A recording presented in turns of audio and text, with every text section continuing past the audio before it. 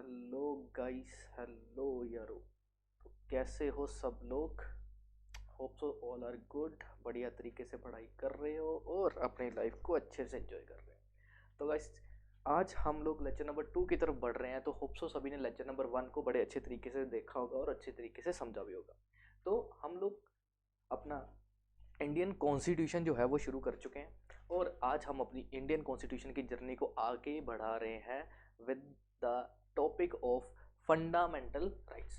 तो बेटा, fundamental rights आप सभी को पता, आपने बचपन में कभी ना कभी कहीं ना कहीं तो आप लोगों ने सुना होगा कि आपके जो कॉन्स्टिट्यूशन है उसमें कुछ फंडामेंटल राइट्स दिए गए हैं एंड कुछ फंडामेंटल ड्यूटीज दी गई हैं।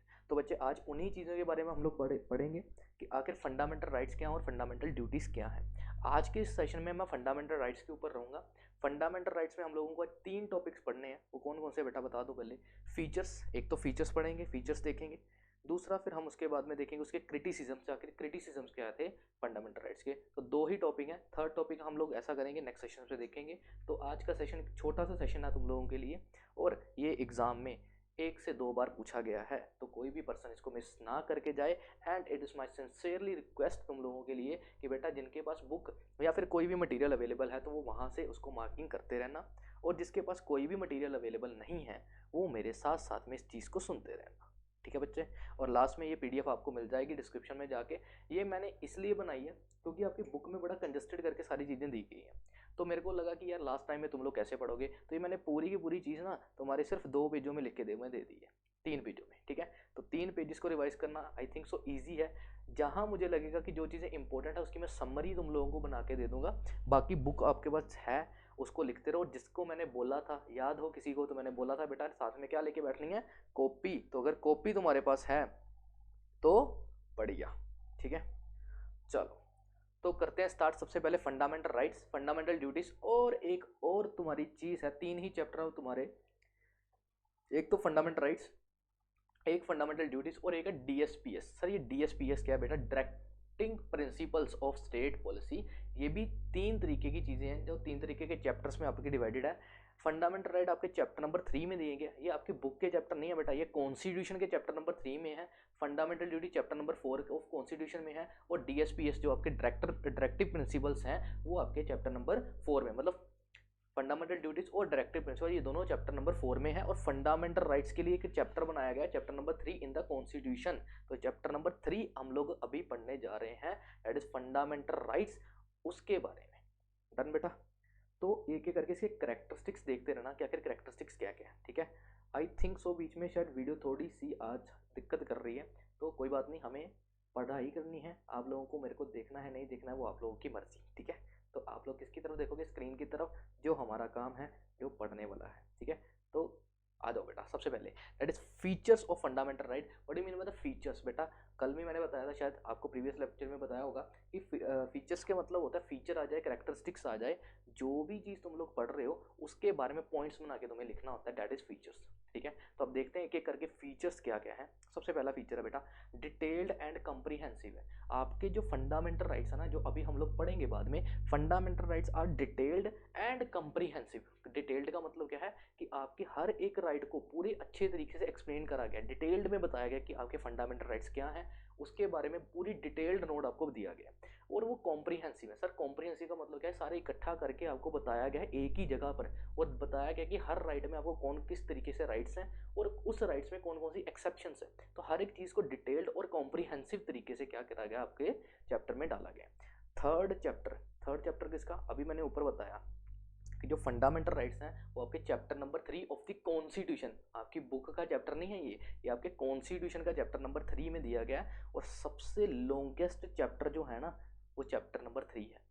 मतलब पूरे कॉन्स्टिट्यूशन में अलग अलग चैप्टर्स में जो कॉन्स्टिट्यूशन डिवाइडेड है, उस थर्ड चैप्टर सबसे लेंथीएस्ट चैप्टर माना गया जिसमें आपके फंडामेंटल राइट्स है। तो देखो कितना डिटेल्ड और कितना कॉम्प्रिहेंसिव तरीके से उसको चीज़ को दिया होगा वहाँ पे। तो वो पढ़ेंगे और मज़ा आ जाएगा। मैं कहता हूँ जब फंडामेंटल राइट्स को पढ़ेंगे आपको पता लगेगा कि आपके पास कौन कौन से ऐसे राइट्स अवेलेबल हैं कि उन राइट्स को कोई भी आपसे छीन नहीं सकता।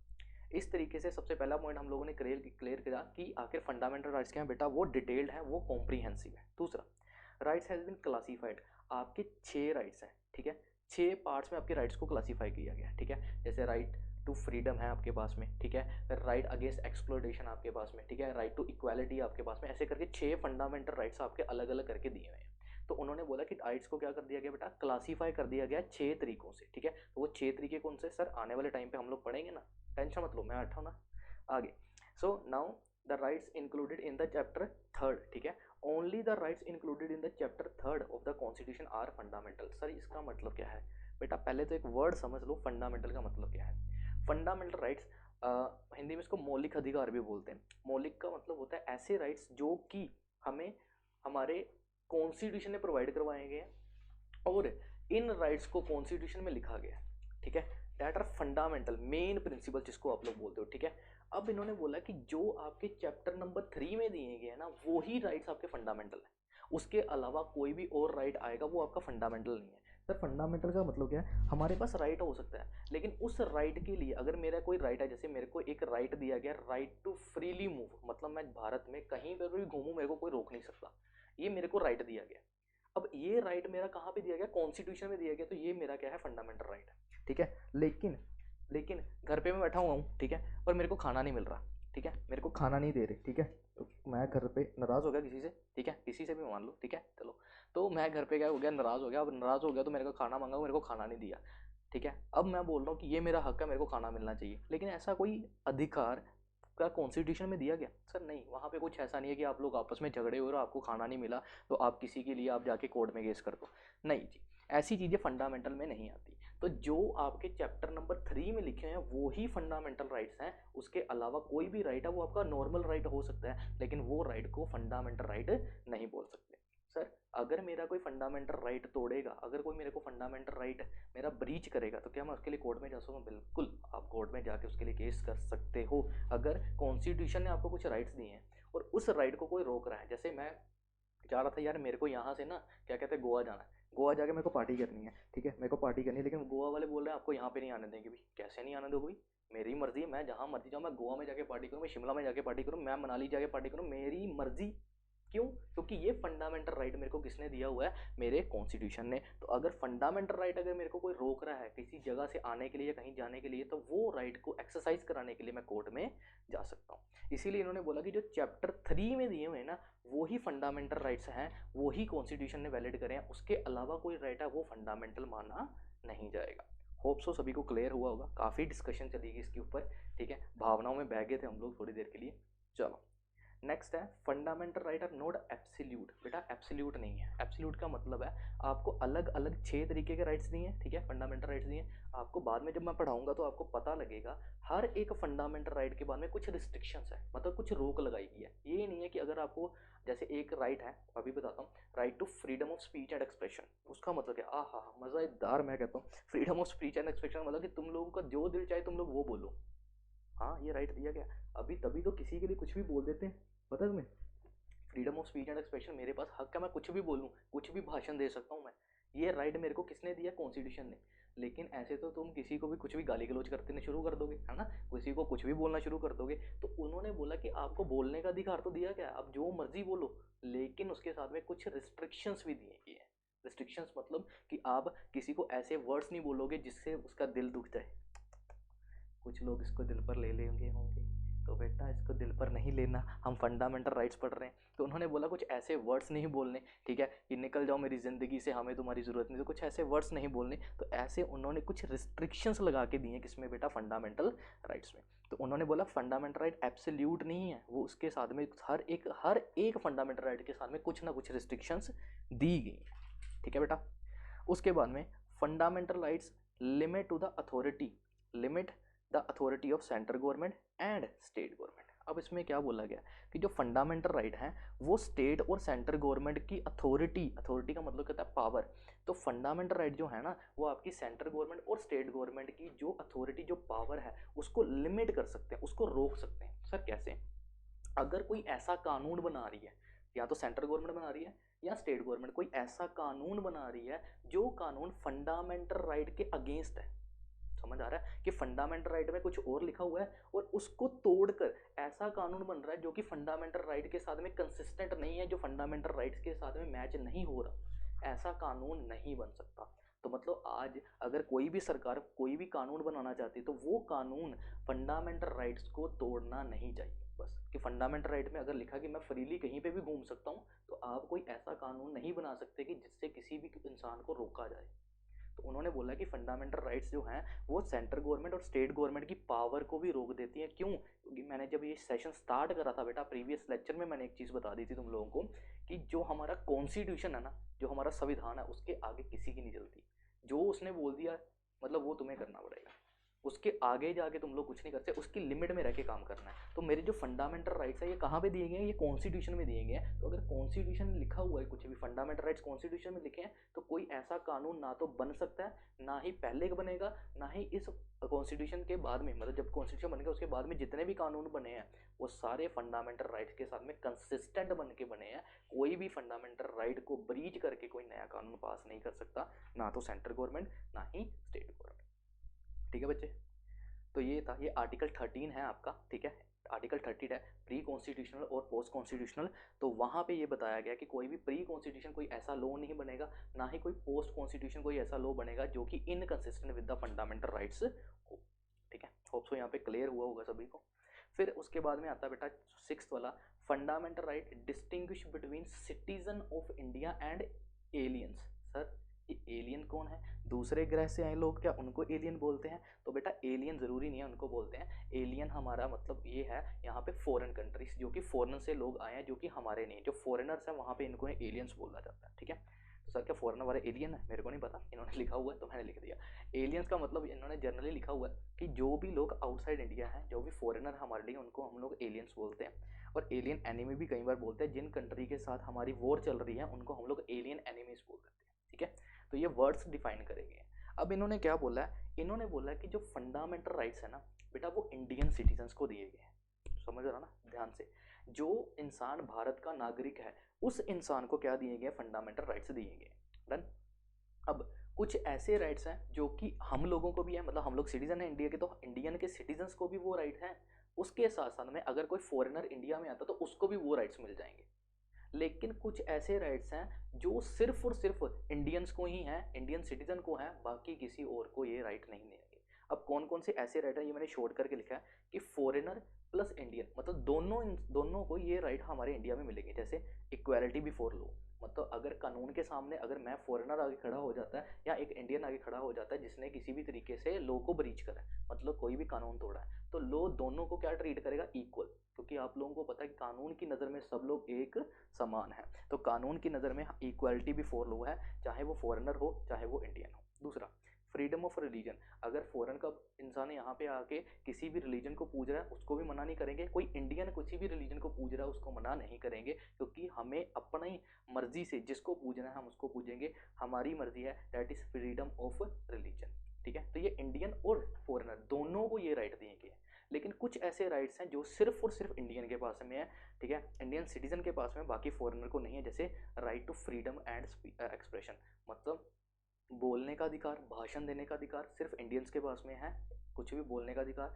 Make right to make associations. Associations का मतलब आप लोगों ने संस्था का नाम सुना है? संस्था जिसको आप लोग बोलते हो, ठीक है, जिसको आप लोग क्या बोलते हो, क्या कहते हैं, सोसाइटीज बोल देते हैं हम लोग, एसोसिएशंस बोल सकते हैं, ठीक है, ट्रेड यूनियंस बोल सकते हैं। तो ये यूनियंस जो हम लोग बनाते हैं, एसोसिएशन जो बनाते हैं, संस्थाएं जो बनाते हैं, तो वो एसोसिएशन बनाने का अधिकार इंडियन सिटीजन्स को है, बाकियों को नहीं है। And freely move and reside, कहीं पे भी घूम फिरना, ठीक है, जहाँ तुम्हारा दिल चाहे वहाँ जाना, वहाँ जाके पार्टी करना, जो भी करना है तुम्हारा खुद का अधिकार है, तुम कहीं पर भी इंडिया में जाके तुम लोग घूम सकते हो। तो ये फ्रीली मूव एंड रिसाइड का अधिकार भी किसने दिया है? आपके कॉन्स्टिट्यूशन में। तो ये सिर्फ ये जो 3 तरीके के, इस तरीके कई सारे और भी हैं, तो ऐसे अधिकार सिर्फ इंडियन सिटीजन को हैं, लेकिन कुछ अधिकार जो है वो इंडियन सिटीजन प्लस आपके फॉरेनर लोगों को भी दिए गए हैं। डन बेटा जी। तो अभी तक हम लोग 6 फीचर्स कंप्लीट कर चुके हैं, ठीक है। होप सो आपको बुक में मिल रहे होंगे, जिनको नहीं मिल रहे कोई बात नहीं है, आप लोग यहाँ से भी चेक कर लेना, बाद में ये PDF आपको मिल जाएगी। फिर आ रहा बेटा mixture of negative and positive rights. Sir इसका क्या मतलब है? कि बेटा जो आपका कॉन्स्टिट्यूशन बना है उसमें कुछ चीज़ें नेगेटिव है और कुछ चीज़ें पॉजिटिव दिख है, ठीक है। नेगेटिव और पॉजिटिव का मतलब है कि कुछ चीज़ों को करने से हमारा कॉन्स्टिट्यूशन मना करता है और कुछ चीज़ों को फ्रीली हमें प्रोवाइड करवाया गया। कि इंडिया के कोई कॉन्स्टिट्यूशन है, उसके जो फंडामेंटल राइट्स हैं, फंडामेंटल राइट्स में कुछ राइट्स हमें फ्रीली दिए कि जहाँ मर्जी जाओ, पॉजिटिव तरीके से घूमो फिरो, ऐश करो, लेकिन कुछ चीज़ों को रोक भी लगाई है। अब कौन कौन से? नेगेटिव सेंस में इन्होंने बोला है अबॉलिशमेंट ऑफ टाइटल और प्रोहिबिशन ऑफ अनटचेबिलिटी। ये दो तरीके के एग्जाम्पल दिए हैं इन्होंने यहाँ पे कि ये नेगेटिव सेंस में बात करते हैं, जैसे कि आप लोगों को बोला हुआ है कि ये नहीं करना, नेगेटिव सेंस में बात है। जैसे कोई टाइटल तुम्हें नहीं मिलेगा, जैसे आप लोग बोलते हो ना किसी को दे देते हो, टाइटल दे देते हो, ठीक है, ठीक है, ऐसे और राजा साहब कैसे हो, ठीक है, तो ये हमारा टाइटल है, किसी को दे दिया, ठीक है, किसी को टाइटल दे दिया, ठीक है, तो राय बहादुर, ठीक है, ऐसे तरीके के टाइटल्स हैं, ठीक है। फिर उसके बाद में महाराजा जी कैसे हो, ठीक है ना, तो ये सारे टाइटल्स जो होते हैं, हम गवर्नमेंट किसी को टाइटल नहीं देगी, ठीक है, तो टाइटल देने से मना करा गया। हाँ, एक्सेप्ट अगर कोई मिलिट्री से रिटायर हो रहा है तो मिलिट्री वाले उनको टाइटल दे देते हैं, लेकिन अदरवाइज गवर्नमेंट कभी भी किसी इंसान को कोई स्पेशल नाम से, कोई स्पेशल तरीके से टाइटल नहीं देगी, तो उन्होंने टाइटल देने से मना करा, ठीक है। दूसरा उन्होंने बोला प्रोहिबिशन ऑफ अनटचेबिलिटी। जो लोग, या तो पहले छुआछूत का सिस्टम चलता होता था, ठीक है, फिर उन्होंने आके पूरा का पूरा इसको खत्म कर दिया कि पहले अनटचेबिलिटी को बड़ा ज़्यादा बढ़ावा था, फिर बाद में अनटचेबिलिटी को खत्म कर दिया गया। तो ये चीज़ें नेगेटिव सेंस में है कि इन चीज़ों को करने से हमारा कॉन्स्टिट्यूशन क्या करता है, मना करता है। हमारा जो फंडामेंटल राइट्स है वो क्या करते हैं, मना कर देते हैं कि आपको एक तो टाइटल नहीं मिलेगा, आप किसी के साथ में अनटचेबिलिटी का वाला सिस्टम नहीं करोगे, तो अनटचेबिलिटी को प्रोहिबिट करते हैं। तो ये कुछ चीज़ें नेगेटिव सेंस में है, और कुछ चीज़ें पॉजिटिव में भी है। कैसे?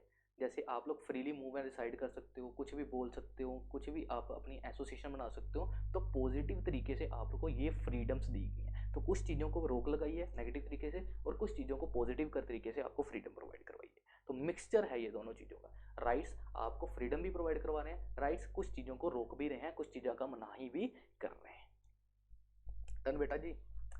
Next, fundamental rights are can be suspended. Sir, मुझे जो राइट्स मिले, जो 6 राइट हम लोगों को बताया आप लोगों ने कि 6 राइट हमें दिए गए हैं, क्या वो 6 के 6 राइट मैं कभी भी यूटिलाइज कर सकता हूँ? बिल्कुल बेटा, कभी भी, हर वक्त तुम्हें वो फंडामेंटल राइट मिले हैं। लेकिन in case of emergency, emergency के टाइम पे या वॉर की सिचुएशन में तुम्हारे ये राइट्स रोके जा सकते हैं। सर कैसे एमरजेंसी? जैसे मैं बेस्ट बताऊँ तुम लोगों को, कोरोना आया था जब, ठीक है, कोविड 19 में हर किसी को बोला गया था कि आप लोग घर पे रहो, बाहर कोई नहीं निकलेगा, ठीक है। अब अगर मैं उस टाइम पे, जो कुछ लोगों ने अपने तरफ से करा था, बाहर जाके अगर कोई इंसान जाके बोले कि मैं तो घूमूंगा, मेरे पास तो राइट है, मेरा फंडामेंटल राइट है कि मेरे को फ्रीली मूव एंड रिसाइड करना है, तो पहले वो आपके मुंह के ऊपर फ्रीली मूव एंड रिसाइड करेंगे अपने हाथों से, तो वहाँ पे आप लोग अपने फंडामेंटल राइट्स को यूटिलाइज नहीं कर सकते। माना तुम्हें घूमने फिरने का अधिकार है, तुम्हें कोई भी पर्सन रोक नहीं सकता कि तुम लोग नहीं घूम फिर सकते, लेकिन इन केस ऑफ एमरजेंसी और वॉर टाइम की सिचुएशंस में आपके जितने फंडामेंटल राइट्स आपको दिए गए हैं वो सारे के सारे सस्पेंड किए जा सकते हैं उस टेम्पररी पीरियड के लिए। तो वैसे फंडामेंटल राइट कभी भी सस्पेंड नहीं किए जाते, लेकिन वॉर और एमरजेंसी या फिर क्या कहते हैं, एमरजेंसी के टाइम पे वो फंडामेंटल राइट्स को सस्पेंड कर सकते हैं। Done guys. फिर fundamental rights are amendable. Amendable का मतलब है बेटा कि जो 6 राइट्स तुम्हें दिए गए हैं, क्या सर उसमें कोई और राइट ऐड हो सकता है या कोई राइट को डिलीट कर सकते हैं? एक मिनट रुको बेटा।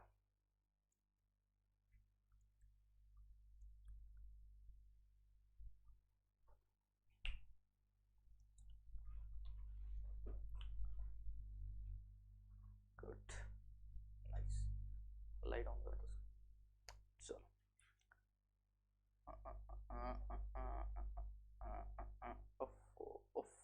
कोई दिक्कत नहीं है, क्या करें भाई, सिस्टम के साथ में चलना पड़ता है। चलो, सो फंडामेंटल राइट्स जो हैं, फंडामेंटल राइट्स जो हैं, ओके सर, थैंक यू।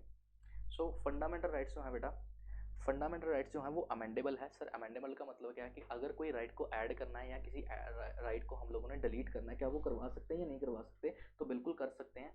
क्या कहते हैं, इसके अलग अलग केसेस हुए थे, केशव नंदा वर्सेस केशव नंदा भारती का केसेस हुआ था, ठीक है, और भी कई सारे केस हुए थे। तो उसमें इन्होंने बताया गया था लास्ट में कि आखिर आपके फंडामेंटल राइट जो है उनको चेंज कर सकते हो, लेकिन लेकिन लेकिन लेकिन लेकिन बेसिक स्ट्रक्चर जो है, जो आपके कॉन्स्टिट्यूशन का बेसिक स्ट्रक्चर है, वो हिलना नहीं चाहिए। सर बेसिक स्ट्रक्चर मतलब जो इंटेंशन से इन्होंने फंडामेंटल राइट्स को बनाया, वो इंटेंशन खराब नहीं होनी चाहिए। बाकी आपको टाइम टू टाइम अगर लगता है, जैसे हर एक चीज़ बदलती है बेटा, इंसान बदल जाते हैं तो फंडामेंटल राइट्स क्या है ठीक है। चलो, तो उन्होंने बोला कि टाइम टू टाइम क्या है, सिचुएशंस चेंज होती रहती हैं। जब भी ये फंडामेंटल राइट्स बनाए गए थे तब सिनेरियो कुछ और था, आज जैसे जैसे मॉडर्नाइजेशन की तरफ जा रहे हैं तो सिनेरियो चेंज होगा। तो उन्होंने बोला था कि अगर आप फंडामेंटल राइट्स को कल को चेंज करना चाहो तो हम लोग चेंज कर सकते हैं, लेकिन जो बेसिक स्ट्रक्चर है उसको हिलाना नहीं है। बेसिक स्ट्रक्चर वैसे का वैसा रहेगा, बाकी फंडामेंटल राइट्स को चेंज करना तो आप इजीली चेंज कर सकते हो। फिर है special rights for the minority. कुछ माइनॉरिटी क्लासेज है, एससी एसटी बैकवर्ड, ठीक है, ओबीसीज, तो ऐसी कोई माइनॉरिटी क्लासेज हैं, ठीक है, जिनके लिए इन्होंने क्या करा हुआ है, इन्होंने स्पेशल राइट्स बनाए गए हैं, ठीक है, फंडामेंटल राइट्स में भी इनको स्पेशल प्रिविलेजेस दी गई हैं। तो उन्होंने यहाँ पे पॉइंट्स में बताया कि स्पेशल राइट्स माइनॉरिटी को दिए गए। फिर फंडामेंटल राइट्स जो हैं वो इक्वल है सभी सिटीजन के लिए। मतलब अगर कोई भी सिटीजन है, इंडिया का सिटीजन है, तो उस हर सिटीजन के लिए वो फंडामेंटल राइट्स है। वो 6 राइट्स जो दिए गए हैं वो हर एक सिटीजन के लिए। आप किसी भी सिटीजन के साथ में sex, caste, religion, place of birth, race, इन चीज़ों को लेके आप किसी के साथ में भी आप क्या कहते हैं डिस्क्रिमिनेशन नहीं करोगे, किसी के साथ भी भेदभाव नहीं करोगे। फंडामेंटल राइट्स सभी के लिए हैं, हर किसी के लिए इक्वल है, आप किसी के साथ में भेदभाव नहीं करोगे। और लास्ट में है parliament can restrict the fundamental rights for the security forces. बेटा जहाँ जहाँ पे एफ आर लिखा हुआ उसका मतलब फंडामेंटल राइट्स है, ठीक है, शॉर्ट फॉर्म यूज़ करेगी है। तो उन्होंने बोला कि फंडामेंटल राइट्स को रिस्ट्रिक्ट कर सकते हैं। सर किनके फंडामेंटल राइट को रिस्ट्रिक्ट कर सकते हैं? जो आपकी पार्लियामेंट है ना बेटा, पार्लियामेंट जो है वो आपके फंडामेंटल राइट को रिस्ट्रिक्ट कर सकती है। सर ऊपर भी तो कुछ ऐसा पड़ा था, बिल्कुल बेटा, वो हमारे फंडामेंटल राइट को सस्पेंड कर सकती है। ये जो पॉइंट है ये स्पेशली पॉइंट बनाया गया सिक्योरिटी फोर्सेस के लिए, आर्म्ड फोर्सेस के लिए, आर्मी वालों के लिए, कि जो लोग क्या कहते हैं सिक्योरिटी का काम कर रहे हैं, या तो डिफेंस का काम कर रहे हैं, या किसी भी कंट्री को सिक्योरिटी प्रोवाइड करवाने, या किसी भी पर्सन को सिक्योरिटी प्रोवाइड करवा रहे हैं, तो उस टाइम पर उन लोगों के फंडामेंटल राइट्स को रिस्ट्रिक्ट करा जा सकता है। मतलब आर्मी वालों के लिए मार्शल लॉ एप्लीकेबल होता है, तो उनके लिए अलग है, तो उनके फंडामेंटल राइट को चाह कर भी ये रिस्ट्रिक्ट कर सकते हैं कि आप लोगों के लिए ये फंडामेंटल राइट्स नहीं बनेंगे, क्यों, आप वही करोगे जो हम लोग बोलेंगे। तो उनके लिए क्या है, फंडामेंटल राइट्स रिस्ट्रिक्ट हो सकते हैं। तो ये 12 पॉइंट है। आपकी बुक में आई थिंक 16 पॉइंट दिए गए थे, लेकिन मेरे को नहीं लगता कि सारे करने की ज़रूरत है, तो मैंने मेन पॉइंट यहाँ पे डालने की कोशिश करी है। बेटा मैं आपको जितना भी पढ़ाऊँगा मैं कोशिश यही करूँगा कि मैं समरी से ज़्यादा पढ़ाऊँ। क्यों? लास्ट टाइम पे आप लोगों को यही काम आएगी।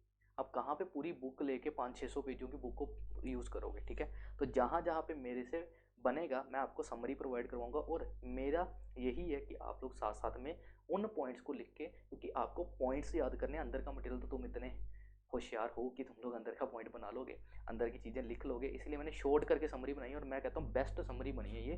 क्यों? क्योंकि इससे सारी चीज़ें भी रिवाइज हो जाएंगी मल्टीपल टाइम से, और 2 पेजों में तुम्हारा पूरा का पूरा जो है वो सिस्टम भी खत्म हो जाएगा, ठीक है?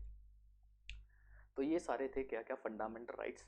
अब क्रिटिसिज्म देख लेते हैं। सर क्रिटिसिज्म का क्या मतलब होता है? क्रिटिसिज्म का मतलब होता है बेटा कि आपने फ़ायदे तो पढ़ा दिए, अब आप ये बताओ कि फंडामेंटल राइट्स के डिसएडवांटेजेस क्या, उसको क्रिटिसिज्म बोलते हैं, कि क्या क्या इसमें हमें कमियां दिखी। तो सबसे पहले लिमिटेशन बहुत सारी हैं, अभी मैं पढ़ाऊंगा ना आपको, जब फंडामेंटल राइट्स पढ़ेंगे पूरे के पूरे। सर ये क्या था बेटा? ये था कि फंडामेंटल राइट कैसे हैं, तो ये सारे पॉइंट्स हैं कि किस तरीके के फंडामेंटल। अभी फंडामेंटल राइट्स मैंने पढ़ाए नहीं है, 6 राइट्स हैं आपके फंडामेंटल राइट्स पे, वो पढ़ेंगे और टाइम लगेगा उसमें, लेकिन मज़ा आ जाएगा उसको पढ़ने में, तुम्हें पता लग जाएगा कि तुम्हारे पास क्या क्या अधिकार हैं, ठीक है?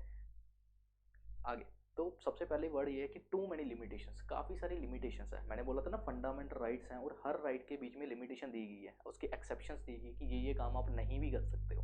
तो लिमिटेशन बहुत सारी दी गई हैं, इसलिए ये एक तरीके का डिसएडवांटेज है। दूसरा, क्योंकि ठीक है हर एक चीज़ में लिमिटेशन ज़्यादा दी गई है, तो यहाँ पर टू मैनी लिमिटेशन है, ठीक है? और रोक लगाना किसी को भी पसंद नहीं है, ठीक है ना? आप किसी को रोक के तो बताओ, किसी के ऊपर रोक तो लगाओ, है ना? तो फिर वो क्या बोलेगा, पता ही है तुम लोगों को। तो second point is preventive detention. अब ये बड़ा मस्त पॉइंट है, preventive detention and fundamental right. सबसे पहले मैं ये बता दूं what do you mean by the word preventive detention. बेटा प्रिवेंटिव डिटेंशन का मतलब होता है कि अगर सरकार को, या क्या कहते हैं पुलिस को, या किसी को भी लग रहा है ऐसा, ठीक है, कि कोई इंसान कोई गलत काम करने वाला है, मतलब कोई किसी का मर्डर करने वाला है, या फिर कोई दंगे फसाद करने वाला है, या कोई किसी भी तरीके से मतलब कोई ना कोई क्राइम करने वाला है, और उनको लगता है ऐसा, अभी कंफर्म नहीं हुआ कि वो करेगा या नहीं करेगा, अभी उनको लग रहा है कि ये पर्सन कोई ना कोई गलत काम कर सकता है, तो उस चीज़ को बचाने के लिए, उस कांड को बचाने के लिए, उस कर्म को बचाने के लिए, ठीक है ना, उस चीज़ को रोकने के लिए उस पर्सन को अरेस्ट किया जा सकता है। कि मिस्टर एक्स नाम का कोई पर्सन है और वो किसी का मर्डर करने वाला, और ये उनको पता लग गया, पुलिस वालों को पता लग गया, तो वो पुलिस वाले जाके उसको पकड़ के अपने पास अरेस्ट करके रख सकते हैं। अब सर सही बात है, ये तो मैं भी मानता हूँ, ये बात सही है। लेकिन यहाँ पे फंडामेंटल राइट के साथ में क्या हो रही है, क्या हो रही है, थोड़ी सी इनकन्सिस्टेंसी। सर कैसे? पुलिस वालों को सिर्फ शक था उसके ऊपर कि मिस्टर एक्स नाम का पर्सन जो है वो क्या कर रहा है, मर्डर करने जा रहा है। लेकिन उनको पक्का भी नहीं पता कि वो मर्डर करेगा या नहीं करेगा, अभी नहीं पता। क्या पता उनको कोई गलत तरीके से, मतलब क्या कहते हैं उसको, अफवाह मिली हो कि वो मिस्टर एक्स जो है वो किसी का मर्डर कर देगा। और इसी चक्कर में उन्होंने उसको उठा के क्या कर दिया, प्रिवेंटिव डिटेंशन कर दी। इसको बोलते हैं प्रिवेंटिव डिटेंशन। किसी क्या कहते हैं, किसी क्राइम को प्रिवेंट करने के लिए किसी को अरेस्ट कर लेना। तो आपके घर पे आके किसी को, आपको उठा के ले गए और बाद में बोला कि तुम लोग तो जाके किसी को मारने लगे थे ना, इसीलिए तुम्हें उठा के जेल में डाल दी। अब यहाँ पे एक चीज़ आती है सर, कि कॉन्स्टिट्यूशन हमें बोलता है कि मेरे पास अधिकार है, मैं कहीं पे भी मूव एंड डिसाइड कर सकता हूँ। ठीक है, मैं कहीं पे भी घूम फिर सकता हूँ। या फिर एक आर्टिकल 21 में राइट दिया है, मेरी right to life, personal liberty, कि मैं जहाँ मर्जी जाऊँ, घूमूँ फिरूँ, जहाँ मर्जी जो मर्जी करूँ। ठीक है, और मैं जहाँ मर्जी सोऊँ, जहाँ मर्जी मैं घूमूँ, that is my personal liberty. ठीक है, पर्सनल राइट ऑफ लिबर्टी। तो लिबर्टी का मेरे पास राइट है। ठीक है, राइट टू लाइफ का मेरे पास क्या है, राइट है। तो क्या इस राइट को क्या कर रहे हैं ये लोग, रिस्ट्रिक्ट नहीं कर रहे सर? बिल्कुल करते हैं। अगर किसी पर्सन ने, उस मिस्टर एक्स ने अगर कांड ना करना हो या किसी को ना मारना हो, तो उसको तो ऐसे उठा के ले गए, अभी तो उसने कुछ करा भी नहीं है। ठीक है ना, कुछ तो करा भी नहीं है, ये तो सबूत भी नहीं था उसके पास, लोगों के पास, कि वो कांड कोई करने वाला है। लेकिन उनको अफवाह से पता लगा कि ये बंदा किसी को मार देगा, इसके लिए उसको उठा के क्या कर दिया, जेल में डाल दिया। बाद में पता लगा, अरे यार तू नहीं, वाई नाम के पर्सन ने मारा, चल तू जा घर पे जा। तो क्या उसके साथ में नाइंसाफ़ी हुई या नहीं हुई? बिल्कुल हुई, क्योंकि फंडामेंटल राइट तुम्हें बोलता है कि तुम्हारे पास अपनी लाइफ को जीने का पूरा अधिकार है, आप अपने तरीके से लाइफ जियो। तो यहाँ पे उन्होंने बोला कि एक प्रिवेंटिव डिटेंशन को ऐड करा गया है आर्टिकल में। लेकिन ये प्रिवेंटिव डिटेंशन जो ऐड करी गई है फंडामेंटल राइट के साथ में, क्या है, इनकन्सिस्टेंस है। ये उसको क्या करती हैं, एक तरीके से आप बोलते हो कि खुलेआम आज़ादी से घूमो, दूसरी तरह से तुम लोग को लगता है कि अगर ये पर्सन कुछ गलत करता है उसको उठा के तुम लोग जेल में डाल दिया। तो ये चीज़ क्या है, एक क्रिटिसिज्म के हिसाब से चलती है। ठीक है बच्चे। तो थर्ड पॉइंट आ रहा है, प्राइट राइट टू प्रॉपर्टी। हाँ, ये बड़ा अच्छा पॉइंट था। पहले क्या था, आपके पास ये राइट था प्रॉपर्टी का। प्रॉपर्टी का राइट मतलब, अगर मेरी घर है, मेरा घर है, और गवर्नमेंट को मेरा घर लेना था, पहले तो बड़ी दिक्कत होती थी। अगर मेरी मर्जी है तो मैं अपना घर दे दूंगा गवर्नमेंट को, और अगर गवर्नमेंट को मेरा घर चाहिए तो मैं बोलूँगा नहीं, मेरा घर है, मैं नहीं तुम्हें दूंगा, तुम चाहे जितनी मुंह मांगी कीमत दो, मैं तुम्हें नहीं दूंगा। तो पहले मेरे पास राइट टू प्रॉपर्टी का राइट था। अब इस राइट को क्या कर दिया, हटा दिया गया। मतलब अगर आपका घर गवर्नमेंट को चाहिए तो गवर्नमेंट आएगी, वो बोलेगी ये तुम्हारे घर की वैल्यू उठाओ और देख लो, ये उसकी मर्जी है। आप लोग उसको बोलोगे कि मेरे को, मैं अपना घर नहीं बेचता, अब ये उनकी मर्जी है कि वो तुम्हारे घर को छोड़ देंगे या वो तुम्हारे घर को ले लेंगे, लेकिन ज़बरदस्ती से भी एक्वायर कर सकते हैं। तुम अपना राइट ये नहीं कह सकते जाके कि मेरे पास राइट टू प्रॉपर्टी है। तो इट इज़ मर्सी। मर्सी मतलब उनकी दया है, पार्लियामेंट की दया है कि वो आपकी प्रॉपर्टी को छोड़ देगी, नहीं तो वो प्रॉपर्टी को जब्त भी कर सकती है, और आपको जितने पैसे बनते हैं उसके बदले में आपको पैसे मिल जाएंगे। जैसे डैम्स बनते हैं, कंस्ट्रक्शंस बनते हैं, रोड बनते हैं, उनके बीच में जितना भी एरिया आ जाता है, तो अब प्रॉपर्टी को लेके गवर्नमेंट जो है वो आपको आपके पैसे देगी, लेकिन आप उसके खिलाफ केस करके ये नहीं कह सकते कि मेरे को मेरी प्रॉपर्टी चाहिए। तो पहले ये राइट होता था, अब ये राइट हटा दिया गया। फिर कम्प्लेक्स लैंग्वेज है बेटा, कॉन्स्टिट्यूशन में जो लैंग्वेज दी गई है वो बड़ी ज़्यादा कम्प्लेक्स है, नॉर्मल पर्सन उसको इजीली नहीं पढ़ सकता। उसके लिए आपको अच्छी खासी लॉ की नॉलेज होनी चाहिए। फिर no right outside the constitution. जैसे मैंने बताया कि आपके कॉन्स्टिट्यूशन में 6 ही फंडामेंटल राइट हैं, उसके अलावा बाकी और राइट्स चाहें आपके पास, इसका मतलब ये तो नहीं है ना कि सिर्फ सर 6 ही राइट अवेलेबल होते हैं एक इंसान को। नहीं बेटा, राइट्स तो बड़े सारे हैं, लेकिन फंडामेंटल राइट सिर्फ 6 ही हैं, जिसको लेके आप किसी के खिलाफ भी कोर्ट में केस कर सकते हो कि मेरा राइट क्या हुआ है, इन्फ्रिंज हुआ है, मेरे राइट क्या हुआ, खराब हुआ। तो कॉन्स्टिट्यूशन के बाहर जाके आप किसी के ऊपर केस नहीं कर सकते, क्योंकि कॉन्स्टिट्यूशन में जितना दिया गया उतने ही राइट आपके फंडामेंटल, उसके अलावा कोई फंडामेंटल नहीं।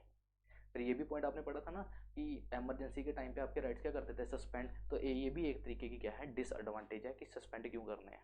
ठीक है, और लास्ट में क्या है, supremacy of the parliament or the fundamental rights. ठीक है, supremacy of parliament over the fundamental right and can be amended.